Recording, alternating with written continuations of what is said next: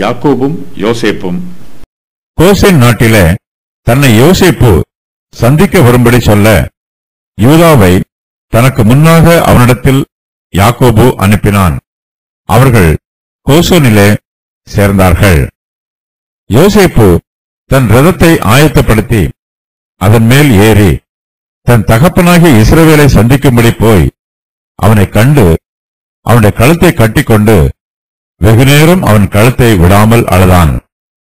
அப்பொழுது இஸ்ரவேல் யோசேப்பை பார்த்து, நீ இன்னும் உயிரோடு இருக்கிறாயே, நான் உன் முகத்தை கண்டேன், எனக்கு இப்போது மரணம் வந்தாலும் வரட்டும் என்றான். பின்பு யோசேப்பு தன் சகோதரரையும் தன் தகப்பனுடைய குடும்பத்தாரையும் நோக்கி, நான் பார்வோனிடத்துக்கு போய் கானான் தேசத்திலிருந்து என் சகோதரரும் என் தகப்பன் குடும்பத்தாரும் என்னிடத்தில் வந்திருக்கிறார்கள். அவர்கள் மேய்ப்பர்கள், ஆடு மாடுகளை மேய்க்கிறது அவர்கள் தொழில். அவர்கள் தங்கள் ஆடு மாடுகளையும் தங்களுக்கு உண்டான எல்லாவற்றையும் கொண்டு வந்தார்கள் என்று அவருக்கு சொல்லுகிறேன். பார்வோன் உங்களை அழைத்து உங்கள் தொழில் என்ன என்று கேட்டால், நீங்கள் கோசேன் நாட்டிலே குடியிருக்கும்படி அவனை நோக்கி, எங்கள் பிதாக்களைப் போல உமது அடியாராகிய நாங்களும் எங்கள் சிறு வயது முதல் இதுவரைக்கும் மேய்ப்பர்களாய் இருக்கிறோம் என்று சொல்லுங்கள். மேய்ப்பர்கள் எல்லாரும் எகிப்தியருக்கு அருவருப்பாய் இருக்கிறார்கள் என்றான். யாக்கோபு தன் குடும்பத்தாரோடு கூட எகிப்து தேசத்திற்கு வருகிறார். எகிப்து தேசத்திலே யாக்கோபின் குமாரனாகிய யோசேப்பு இருக்கிறார். யாக்கோபு எகிப்து தேசத்தில் உள்ள கோசேன் நாட்டிற்கு போகிறார். அந்த நாட்டிலே யோசேப்பு தன்னை வந்து சந்திக்க வேண்டும் என்று யாக்கோபு விரும்புகிறார். இதற்காக யாக்கோபு தன் குமாரனாகிய யூதாவை தனக்கு முன்னாக யோசேப்பினிடத்திற்கு அனுப்புகிறார். அதன் பின்பு யாக்கோபும் அவருடைய குடும்பத்தார் எல்லோரும் கோசேனிலே வந்து சேருகிறார்கள். யாக்கோபு யோசேப்பை சந்திக்க யூதாவை தேர்ந்தெடுக்கிறார். யோசேப்பை அவருடைய சகோதரர் அடிமையாக விற்று போட்ட போது அவருடைய 2 சகோதரர்கள் யோசேப்பிற்காக பரிந்து பேசினார்கள். அவர்களில் யூதாவும் ஒருவன். பென்யமீனுக்காக யூதா பரிந்து பேசினான். யூதா நம்பிக்கைக்கு உரியவன். தலைவனுக்குரிய நல்ல சுபாவங்கள் அவனிடம் இருக்கிறது. தீர்க்க தரிசனத்தில் சகோதரருக்குள் யூதா மேன்மையானவனாக கூறப்பட்டிருக்கிறான். யூதாவின் சந்ததியிலிருந்து மேசியா வருவார். யூதா ஆளும் கோத்திரம். மேசியா உலகம் முழுவதையும் நித்திய காலமாக ஆளுகை செய்வார். இஸ்ரவேலின் வரலாற்றில் யூதா கோத்திரத்தார் இஸ்ரவேலை ராஜ்யபாரம் பண்ணியிருக்கிறார்கள். தாவீதின் காலத்திலிருந்து பாபிலோனிய சிறையிருப்பு வரையிலும் 473 வருஷங்கள் யூதா கோத்திரத்தார் இஸ்ரவேலை ஆட்சி புரிந்தார்கள். யூதா கோத்திரத்தாரும் பென்யமீனும் மற்ற கோத்திரங்களிலிருந்து சேர்ந்து கொண்ட திரளான ஜனங்களும் இஸ்ரவேலின் வடக்கு தேசத்தை விட 133 வருஷங்கள் அதிகமாக தங்களை ராஜ்யபாரம் பண்ணினார்கள். சிறையிருப்பிலிருந்து திரும்பி வந்தபோது யூதா கோத்திரத்தார் தலைமையேற்று வழிநடத்தினார்கள். இயேசு கிறிஸ்து இந்த உலகத்தில் மனுஷனாக அவதரிக்கும் வரையிலும் யூதா கோத்திரத்தாருக்கு இஸ்ரவேலை ஆளுகை செய்வதில் முக்கிய பொறுப்பு கொடுக்கப்பட்டிருந்தது. 1000 வருஷ அரசாட்சியிலும் தேவனுடைய நித்திய ஆளுகையிலும் யூதா கோத்திரத்தாருக்கு முக்கிய பங்கு இருக்கும். யோசேப்பு தன் தகப்பனாரை சந்திப்பதற்கு ஆயத்தமாக இருக்கிறார். யோசேப்பு தன் ரதத்தை ஆயத்தப்படுத்தி அதன் மேல் ஏறி தன் தகப்பனாகிய இஸ்ரவேலை சந்திக்கும்படி போகிறார்.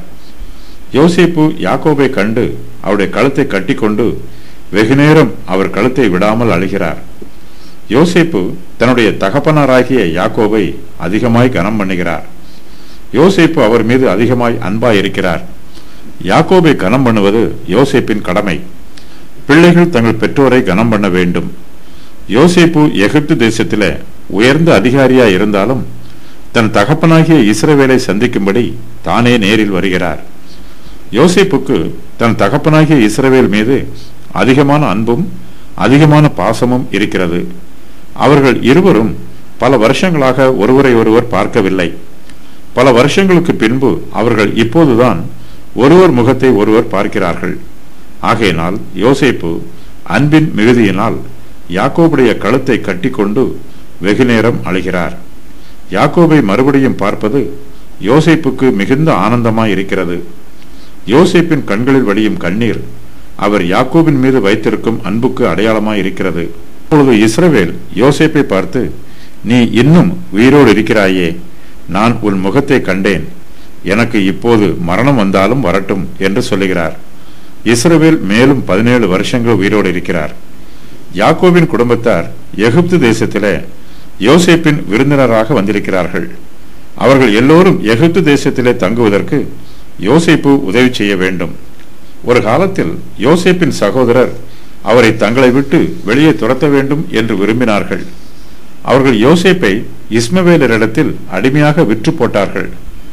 தன்னுடைய சகோதரர் தனக்கு செய்த தீமைகளுக்கு பதிலாக யோசேப்பு அவர்களுக்கு நன்மை செய்கிறார். தன் சகோதரரை பழிவாங்க வேண்டும் என்னும் எண்ணம் யோசேப்பின் மனதில் இல்லை. தன்னுடைய தகப்பனாரும் சகோதரரும் அவர்களுடைய குடும்பத்தாரும் எகிப்து தேசத்திலே தங்குவதற்கு யோசேப்பு ஆயத்தம் பண்ணுகிறார். யாக்கோபும் அவருடைய குடும்பத்தாரும் எகிப்து தேசத்திலே கோசேன் நாட்டிலே தங்க வேண்டும் என்பது யோசேப்பின் திட்டம். கோசேன் நாடு கானான் தேசத்திற்கு அருகாமையில் உள்ளது. இந்த தேசத்தில் எகிப்தியர்கள் குறைந்த எண்ணிக்கையில் இருக்கிறார்கள். கோசேன் நாட்டில் மேய்ச்சல் நிலமும் ஏராளமாய் இருக்கிறது. யாக்கோபும் அவருடைய குடும்பத்தாரும் எகிப்தியரை விட்டு பிரிந்து கோசேன் நாட்டிலே தனியாக இருக்க வேண்டும் என்பது யோசேப்பின் திட்டம். யாக்கோபின் குடும்பத்தார் கோசேன் நாட்டில் தனியாக இருக்கும்போது எகிப்தியர் மூலமாக அவர்களுக்கு பாதிப்பு வராது. எகிப்தியரின் விக்கிரக ஆராதனையும் யாக்கோபின் குடும்பத்தார் மத்தியிலே பரவாது.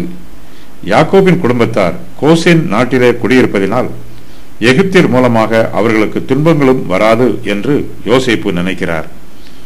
மேய்ப்பர்கள் எல்லாரும் எகிப்தியருக்கு அருவருப்பாய் இருக்கிறார்கள். யாக்கோபின் குடும்பத்தார் எல்லோருமே மேய்ப்பர்களாய் இருக்கிறார்கள். அவர்கள் மற்ற பட்டணங்களில் எகிப்தியரோடு கூட தங்கியிருந்தால் எகிப்தியர்கள் அவர்களை அருவருப்பார்கள். அவர்கள் யாக்கோபின் குடும்பத்தாரை வெறுத்து ஒதுக்கி தள்ளிவிடுவார்கள். தன்னுடைய குடும்பத்தாருக்கு இப்படிப்பட்ட பிரச்சனைகள் வரக்கூடாது என்று நினைத்து யோசேப்பு அவர்களை கோசேன் நாட்டிலே தனியாக தங்க வைக்கிறார். யோசேப்பு எகிப்து தேசத்திலே உயர்ந்த அதிகாரியாய் இருக்கிறார். ஆனாலும் யோசேப்பு எகிப்தின் அதிபதியாகிய பார்வோனுக்கு தன்னுடைய குடும்பத்தார் கானான் தேசத்திலிருந்து தன்னிடத்தில் வந்திருக்கிறார்கள் என்பதையும் அவர்கள் மேய்ப்பர்கள் என்பதையும் அவர்கள் கோசேன் நாட்டிலே குடியிருப்பது சம்பந்தமாகவும் அறிவிக்க வேண்டும் என்று விரும்புகிறார். யோசேப்பு தன் சகோதரரையும் தன் தகப்பனுடைய குடும்பத்தாரையும் நோக்கி, நான் பார்வோனிடத்துக்கு போய் கானான் தேசத்திலிருந்து என் சகோதரரும் என் தகப்பன் குடும்பத்தாரும் என்னிடத்தில் வந்திருக்கிறார்கள். அவர்கள் மேய்ப்பர்கள். ஆடு மாடுகளை மேய்க்கிறது அவர்களுடைய தொழில். அவர்கள் தங்கள் ஆடு மாடுகளையும் தங்களுக்கு உண்டான எல்லாவற்றையும் கொண்டு வந்தார்கள் என்று அவருக்கு சொல்லுகிறேன் என்று சொல்லுகிறார். பார்வோன் யாக்கோபையும் அவருடைய குடும்பத்தாரையும் தன்னிடத்தில் அழைத்து விசாரிக்கிறார். அப்போது அவர்கள் பார்வோனுக்கு எப்படிப்பட்ட பிரதியுத்தரம் சொல்ல வேண்டும் என்றும் யோசேப்பு அவர்களுக்கு கற்றுக் கொடுக்கிறார். யோசேப்பு தன் சகோதரரையும் தன் தகப்பனுடைய குடும்பத்தாரையும் நோக்கி, பார்வோன் உங்களை அழைத்து உங்கள் தொழில் என்ன என்று கேட்டால் நீங்கள் கோசேன் நாட்டிலே குடியிருக்கும்படி அவனை நோக்கி, எங்கள் பிதாக்களைப் போல உமது அடியாராகிய நாங்களும் எங்கள் சிறு வயது முதல் இதுவரைக்கும் மேய்ப்பர்களாய் இருக்கிறோம் என்று சொல்லுங்கள். மேய்ப்பர்கள் எல்லோரும் எகிப்தியருக்கு அருவருப்பாய் இருக்கிறார்கள் என்று சொல்லுகிறார். கோசேன் மெம்பிஸ் பட்டணத்திற்கு கிழக்கில் உள்ள பகுதி, கானானுக்கு அருகில் உள்ளது. நல்ல விளைச்சல் நிலம் நிறைந்த பூமி. எகிப்தியரிடமிருந்து வேறு பிரிந்து கோசேனில் ஜீவிக்கலாம்.